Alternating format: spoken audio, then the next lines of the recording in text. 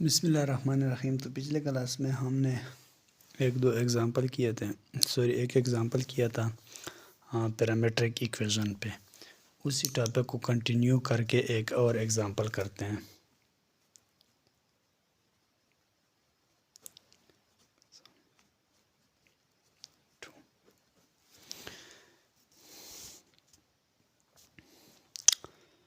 अगर एक फंक्शन आपके पास गिवन है कि x is equal to a t plus 2, y is equal to a t का स्क्वायर और -2 lower limit t lower limit 2। अब इसी चीज़ को हम कैसे ग्राफ करेंगे? देखिए, आपको लिमिट यहाँ पे गिवन होगा और फंक्शन 2 गिवन होंगे। बाकी थ्योरी जो है वो मुख्तलिफ डायरेक्शन से उसने लिखा होगा, ठीक है। लेकिन आप इसी चीज़ पे फोकस करें कि x भी गिवन है और y भी गिवन है। ये क्या चीज़ है? ये हमारे पास एक कर्व लाइन को डिस्प्ले कर रहा होता है कि ये ऑब्जेक्ट जो है किस डायरेक्शन में जा रहा है। और यह हमारे पास टाइम होता है, क्योंकि हमने पढ़ा था कि टी हमारे पास जब टी हो तो किस चीज़ को प्रेजेंट करता है?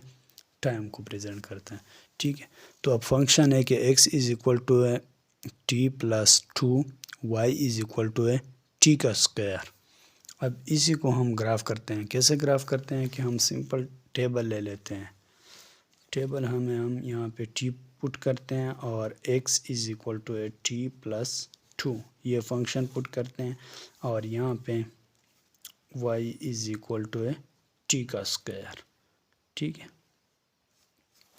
अब यहाँ पे t की वैल्यू 0 ले लें, क्योंकि हमने पढ़ा था कि ये t जो है -2 से लेस नहीं होगा और 2 से ग्रेटर नहीं होगा, ठीक है। तो 1 एंड 2 माइनस 1 2। अब इसी को हम इसी इक्वेशन में पुट करते हैं। जब इसी इक्वेशन में हम पुट करते हैं, हम डायरेक्ट पुट करने की कोशिश करेंगे। यहाँ पे t की जगह अगर हम 0 पुट करें तो 0 + 2 हमारे पास क्या वैल्यू आएगा? 2 आ जाएगा। -1 पुट करें तो -1 + 2 तो हमारे पास 1 आ जाएगा। -2 पुट करें तो हमारे पास 0 हो जाएगा, ठीक है। नीचे 1 अगर पुट करें तो हमारे पास 1 + 3 हो जाएगा। और 2 पुट करें 2 + 2 हमारे पास 4 हो जाएगा।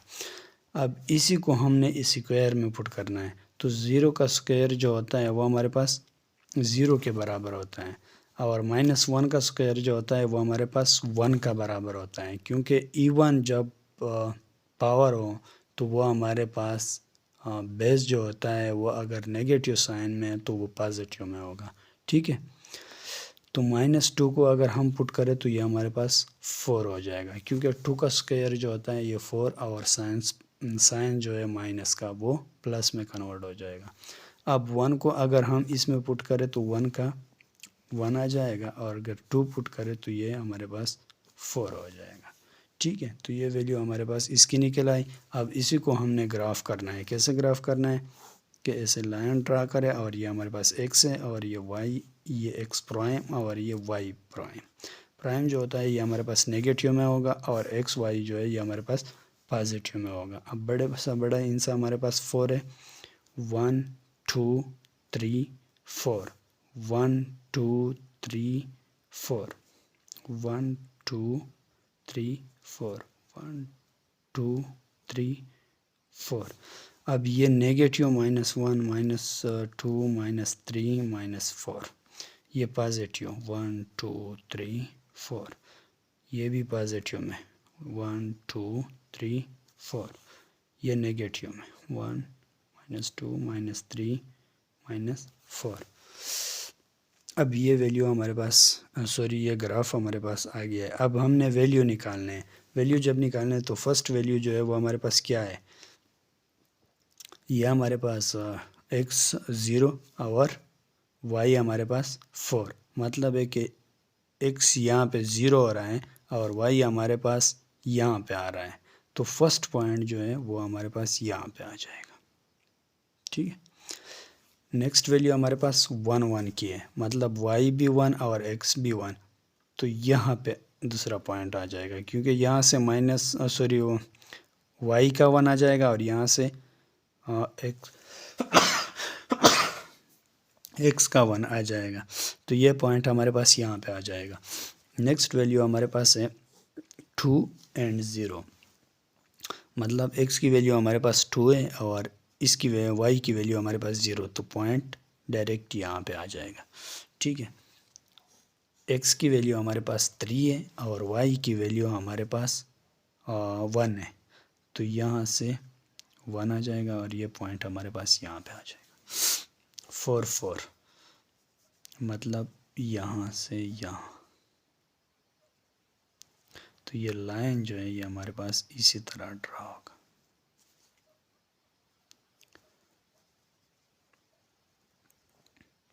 अब अगर पॉइंट लिखना चाहें तो पॉइंट भी लिख सकते हैं कि ये हमारे पास 0 4 का है, ये हमारे पास 2 0 का है और ये हमारे पास ये 1 1 का है, 1 1, और ये हमारे पास 2 0 का, और ये हमारे पास 3 1 का, और लास्ट हमारे पास 4 4 का। तो ये एग्ज़ाम्पल है इसी पे एक और एग्ज़ाम्पल भी करते हैं ताकि आप लोगों को क्लियर हो जाए। अगर कोई दूसरा फंक्शन आपको गिवन है कि एग्ज़ाम्पल 3, कोई और फंक्शन आपको गिवन कि x इज़ इक्वल टू है t का square root, y is equal to है 3t प्लस 1, लिमिट आपको गिवन है कि t ग्रेटर देन है 0। अब इसको किस तरह करेंगे, सिंपल है, t ले लें, x इज़ इक्वल टू है square root t, y is equal to है 3t प्लस 1।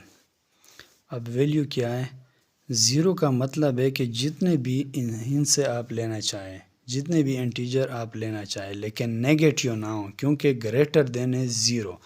अब सिंपल मैं ले लेता हूँ 1 4 9। अब कोशिश ये करें इसी क्वेश्चन में कि स्क्वायर रूट के ऐसे वैल्यू आप डालें कि कैलकुलेटर की ज़रूरत आपको ना पड़े। अगर स्क्वायर रूट का तरीका आता है तो ठीक है, नहीं तो ऐसे वैल्यू ले लें जिसका स्क्वायर रूट आप इजीली ले सके। अब अगर 0 इसमें मैं पुट करूं तो इसका स्क्वायर रूट हमारे पास क्या आ जाएगा, 0 आ जाएगा। अगर इसी में मैं पुट करूं तो 1 का स्क्वायर रूट जो होता है वो 1 का बराबर होता है, और इसी में अगर मैं 4 पुट करूं t के जगह तो हमारे पास 4 की स्क्वायर रूट जो होता है वो 2 का बराबर होगा। ठीक है, अब इसी में अगर मैं 9 पुट करूँ तो 9 का स्क्वायर रूट हमारे पास 3 का बराबर होगा। ठीक है, अब इसी तरह इसमें अगर मैं y फंक्शन में अगर 3 की जगह t की जगह अगर मैं 0 पुट करूँ तो 0 3 के साथ मल्टीप्लाइड हो जाएगा, ये 0 हो जाएगा और 1 वहीं 1 आ जाएगा। ठीक है, अब 1 अगर मैं पुट करूँ तो ये इसके साथ 1 मल्टीप्लाइड हो जाएगा, हमारे पास 3 प्लस 1 4 हमारे पास आ जाएगा। अगर इसी तरह मैं 4 पुट करूं तो ये 12 और 12 प्लस 1 13 हो जाएगा, और इसी तरह ये अगर पुट करूं तो हमारे पास 28 हो जाएगा। अब सिंपल ग्राफ ले लें,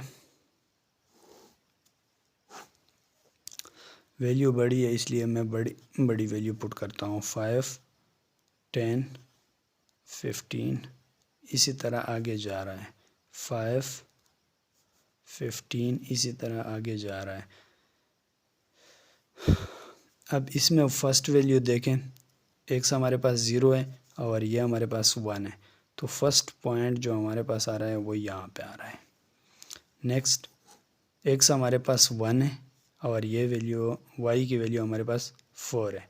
x 1 यहाँ पे समझ ले क्योंकि ये यहाँ पे हमने 5 पुट किया है, x 1 और ये 4, तो यहाँ पे दूसरा पॉइंट हमारे पास यहाँ पे आ रहा है।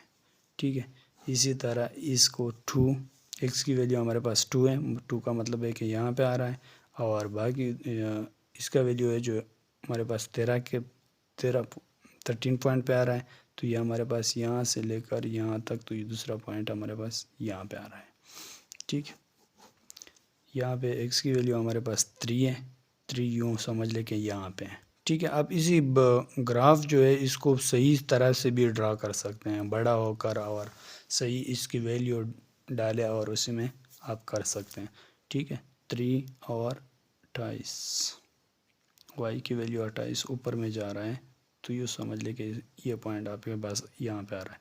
तो इसको लाइन ड्रा करें, तो इसी तरह। उम्मीद है कि इसी का भी समझ आया होगा। इतनी मुश्किल क्वेश्चन नहीं है, एक दो बार इसी का प्रैक्टिस करें तो आसानी से आ जाएगा। तो इस पे पैरामीट्रिक इक्वेशन पे हमने 3 एग्जांपल किया और उसको भी डिफाइंड भी किया है कि पैरामीट्रिक इक्वेशन क्या होती हैं।